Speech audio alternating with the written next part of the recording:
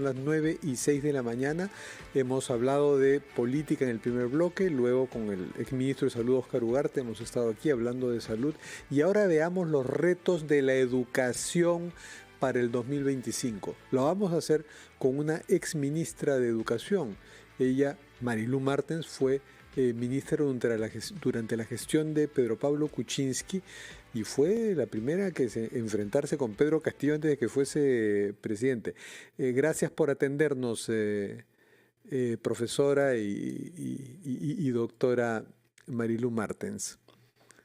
Fernando, muchísimas gracias, ¿no? Más bien gracias por la invitación y la oportunidad, pues, de conversar, creo yo, lo que debería ser una prioridad en la agenda nacional, ¿no? Una prioridad que cuando uno ve el presupuesto de la República parece que lo es, porque es Parece. la cantidad de dinero más abultada en el presupuesto de la República. Pero cuando uno empieza a desagregar a dónde se va ese dinero, en realidad se va en su mayor parte no a invertir en la educación, sino a pagar a los cientos de miles de profesores que tenemos. Entonces usted, por favor, con la experiencia que tiene, que continúa ya no como ministra, sino como experta en el área, ¿cómo es desagregando este presupuesto de los principales problemas que enfrenta la educación pública? A ver, Fernando, definitivamente siempre, ya allá desde el 2006, ¿no? Se tenía la orientación, la intención, el pedido de llegar al famoso 6% del PBI asignado a educación en el presupuesto nacional. Sin embargo, creo que ha habido el incremento, pero no necesariamente este incremento que hemos tenido se ha visto reflejado en la mejora de la calidad de los aprendizajes de nuestros estudiantes, que debe ser el centro de toda nuestra preocupación y ocupación, ¿no? Ha habido un incremento importante en las remuneraciones de los docentes y además un ingreso de docentes a la carrera pública magisterial, que es, como tú bien has dicho, lo que se lleva, digamos, la mayor parte de este incremento que hemos tenido en los últimos años y también tenemos este año. Ahora, el ministro de Educación anunció que este presupuesto que iba a tener el Ministerio de Educación, no todo el sector de educación, sino el Ministerio de Educación, que él es el que gestiona, iba a verse reflejado en la inversión de nuevas escuelas, en la mejora de las capacidades de los docentes a través de formación continua.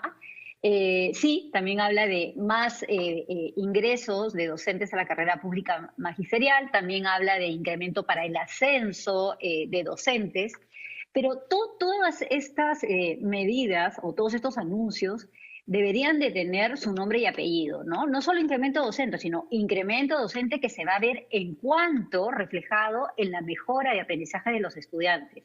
Incremento docente que se va a ver en cuanto en la mejora de la evaluación de los mismos docentes, ¿no? Los docentes tienen que ser evaluados y la meritocracia que ha sido tan golpeada en el 2024 por el Congreso a través de estas leyes que ha promulgado, es importante porque justamente lo que hace la meritocracia es que a través de este compromiso del profesionalismo de los docentes, ellos mejoren sus propias prácticas y ellos, por mérito, puedan ascender en esta carrera pública magisterial que definitivamente siempre debe ser mirada con la intención de ser mejorada, ¿no? El docente. Nadie, Fernando, nadie cuestiona como el agente más importante, el aliado más importante en nuestro sistema educativo para que nuestros estudiantes tengan no solo acceso, ¿no? Porque ya cuando hablamos de acceso en la educación básica ya podemos decir ya está universalizado, sino en calidad Sí, y en equidad. exministra Martens, nos ha hecho mucho daño que un presidente que era maestro de primaria en un colegio rural haya mostrado tanta ineptitud en la presidencia, me refiero a Pedro Castillo, y nos ha dejado una bancada de maestros, el bloque magisterial, que parece que solo les preocupa, pues, primero, que no porción de maestros no evaluados pasen al CAS y luego sean nombrados, y es una preocupación sindicalista la que existe en el Congreso y que el Ejecutivo apoya, y entonces ahí la inversión en educación y la formulación de metas al diablo. ¿Eso es lo que está pasando? Definitivamente, Fernando, el expresidente Castillo fue muy irresponsable, le hizo mucho daño a la educación desde que se nombró o lo nombraron, digamos, como la cara de esa huelga, Fernando, que lo último que buscaba era la mejora de la calidad educativa en nuestro país, ¿no? Hizo mucho, mucho daño, fue muy irresponsable, ¿no? Y definitivamente quedó en claro ya desde esa época que lo último que le interesaba al profesor Castillo y al grupo que lo rodeaba era la educación de los niños, de las niñas, sobre todo del interior o de las zonas más vulnerables de nuestro país. No hay metas claras. Yo lo dije mucho, ¿no? En el 2024, en enero del 2024, la UNESCO publicó que éramos uno de los países cuyas metas educativas no eran visibles, no habían metas educativas, no teníamos, ¿no? Entonces no habíamos presentado. ¿Y cómo avanzamos si no las tenemos? Ahora, ¿Podría darnos un ejemplo usted misma cuáles podrían ser unas metas? O sea, usted le piden que sea ministra de Educación, ahora dice, no, yo quiero imponer algunas metas. ¿Cuáles podrían ser para el 2025? bueno, la primera y la más importante, en la que todo debería de estar enfocado, es la mejora, la calidad con equidad de los aprendizajes de los estudiantes. Eso es lo primero, ¿no? Y de ahí ya se derivan muchas cosas. De ahí podemos hablar de la carrera pública magisterial, de ahí podemos hablar de la infraestructura educativa, ahí podemos hablar de acceso a algunas herramientas, Cuan- mecanismos que Cuando dice mejora con equidad, se refiere, por ejemplo, a disminuir la brecha entre la educación pública y la educación privada, o entre la educación en ciudades grandes como Lima y ciudades de la costa, y la educación en colegios rurales donde a veces ni siquiera hay colegios que tienen todos los grados completos.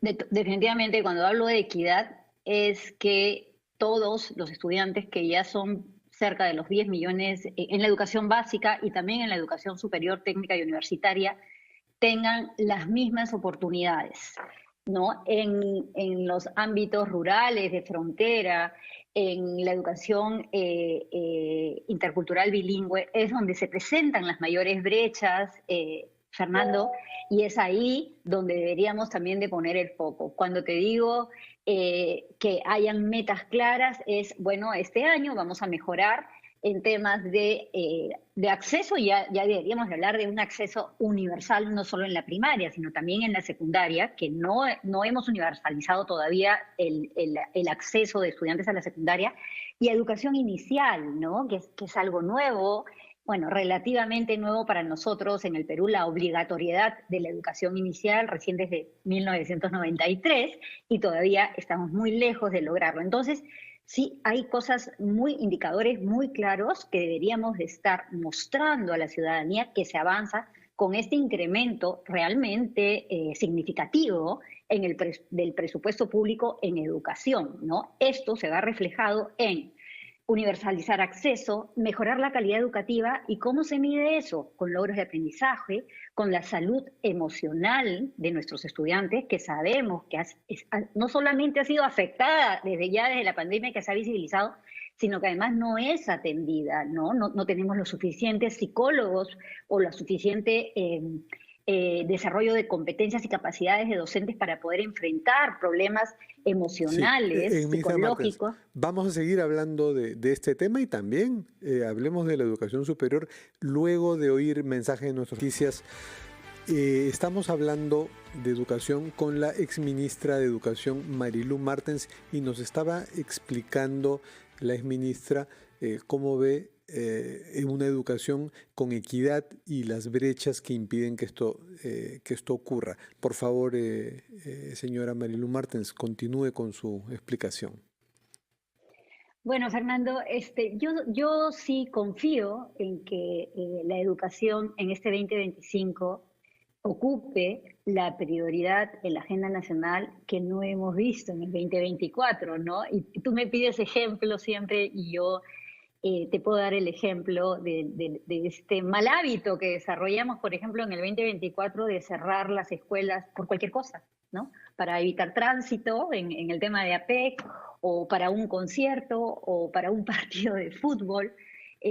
Las escuelas se cerraran, ¿no? Y eso parece que ha sido siempre tomado, sobre todo en estos periodos, muy a la ligera. Yo creo que para un ministro, una ministra de Educación, para un director de colegio, la decisión más difícil de tomar es cerrar una escuela, ¿no? Es cada día que nosotros no damos el servicio educativo a nuestros estudiantes, les afecta. Les afecta no solamente en el desarrollo de sus aprendizajes, sino también en su equilibrio emocional, en sus valores, ¿no? Porque ¿cómo puede ser que cualquier cosa, porque ya estamos hablando de tránsito, ¿no? De evitar el tránsito, sea excusa para que ellos dejen de ir a sus escuelas, dejen de tener todo este proceso de desarrollo emocional, de desarrollo de aprendizajes, de desarrollo social, para enviarlos sin ninguna estrategia y sin ningún sustento Claro, técnico y a sus casas? cuando ministros como el actual ministro Morgan Quero dice, no, pero no hay problema porque la educación se sigue haciendo, pero a Mm. distancia. Y esto de la virtualidad ahonda la inequidad porque hay familias que no disponen de los recursos necesarios para que, si es que tienen más de un niño en edad escolar, siga una clase a distancia. Totalmente. Mira, yo creo, Morgan, perdón, Fernando, cuando yo he estado trabajando como funcionaria, ¿no? En el gobierno, algo que yo siempre decía es, acá no nos dan oportunidad de innovar porque no podemos equivocarnos, ¿no? No nos dan la oportunidad de la equivocación, lo cual es lógico cuando uno está haciendo, implementando, innovando, mejorando, cambiando. La equivocación es parte del proceso. Lo que no podemos es equivocarnos en lo mismo una y otra vez, ¿no? Y yo creo que algo que tenemos que capitalizar son todos los aprendizajes que ese terrible periodo que vivimos en la pandemia nos dejaron. Y una de las cosas que nos dejó es que como país no estamos preparados. Y a lo largo de estos ya van a ser 5 años, porque ya entramos al quinto año después de esto, no hemos mejorado el acceso a una educación remota. No lo hemos hecho. Y en ese periodo, Fernando, yo siempre tengo en mi mente estos niños que subían a los cerros, ¿no? Para escuchar algo de clases por radio, porque no tenían acceso a internet, no tenían acceso a televisión, y la radio que llegaba, pero llegaba en las condiciones que vimos, ¿no? Era, digamos, lo mejor que podían tener ellos como educación, tal vez media hora, no sé, de la famosa plataforma que tuvimos Aprendo en Casa, que además creo que fue muy bueno cuando salió, pero que no se mejoró, que no se construyó a partir de esa gran, digamos, iniciativa, gran reflejo que tuvo el Ministerio de Educación inicialmente. Entonces, definitivamente, todo esto lo que hace es agrandar las brechas, ¿no? Entonces, el que tiene acceso, que no es más, es menos de la mitad de la población estudiantil en el Perú, a una educación virtual, puede llegar a ella, pero el que no, que es esa gran mayoría, seguimos, ¿no? Eh, Casi condenándolos, porque definitivamente la educación es el eje del desarrollo. Y si no tenemos acceso y calidad educativa, estamos condenando a esta generación, ¿no? A no poder salir de este círculo vicioso de la pobreza, del retraso, y eso es algo que ya todos sabemos, como peruanas, como peruanos, todos lo sabemos. La educación remota en el Perú está muy lejos de dar un servicio educativo de calidad con equidad Sí, a todos bueno, nuestros usted ha hablado de estudiantes. una generación condenada por la inequidad en la educación escolar y luego cuando no encuentra posibilidades en el Perú y luego de su educación superior, fuga y tenemos fuga de talentos. Mm. Hablemos de la educación superior, por favor. Ha habido hasta grupos políticos que gracias al boom por beneficios, exoneraciones tributarias, todo que ha tenido el negocio de la educación, han llegado al Parlamento y han querido legislar contra la SUNEDU, que fue un sistema ahora desarmado, ¿no?, de acreditación de la calidad universitaria. ¿Cómo ve este panorama? La contrarreforma universitaria que ha quitado fuerza a la SUNEDU, ¿se ha dejado sentir? ¿Qué previsiones, qué proyecciones haría al respecto? A ver, no tengo, digamos, la mejor opinión de lo que ha venido pasando, pero sí me gustaría, Fernando, un poquito acordarnos lo que ha pasado en nuestro país con la educación superior, ¿no? Allá por los noventas, fines de los noventas, Fernando, la matrícula en la secundaria creció muchísimo y la cantidad de estudiantes que egresaban de la educación básica era realmente mucho mayor que en los años anteriores. Se flexibilizó a fines de los 90, inicios de los 2000, se flexibilizó la creación de universidades. Y estas proliferaron, ¿no? Pasamos de tener 60 universidades entre nacionales y privadas a tener casi 150, ¿no? 145 llegamos a tener. Crecieron estas universidades, sobre todo universidades en educación superior, más que educación técnica, que institutos técnicos tecnológicos, crecieron, pero todas ellas sin una visión de calidad, de servicio universitario con calidad, ¿no? Simplemente se crearon y la matrícula en educación superior fue realmente impresionante como creció. Y yo creo que esto fue un abuso, ¿no?, de aquellas instituciones que se crearon por esta aspiración que tenemos los peruanos, los padres, los jóvenes, a ir a una universidad, ¿no? Tú sabes que la universidad en nuestro país es aspiracional, ¿no? Entonces muchos padres quieren que sus hijos, si ellos no lo han hecho, vayan a las universidades porque esto va a resultar en un mejor futuro para ellos. Entonces, con ese sentimiento, porque era un sentimiento de padres y madres, se abusó de este servicio educativo que está realmente por todos lados, pero sin una mirada de un servicio de calidad.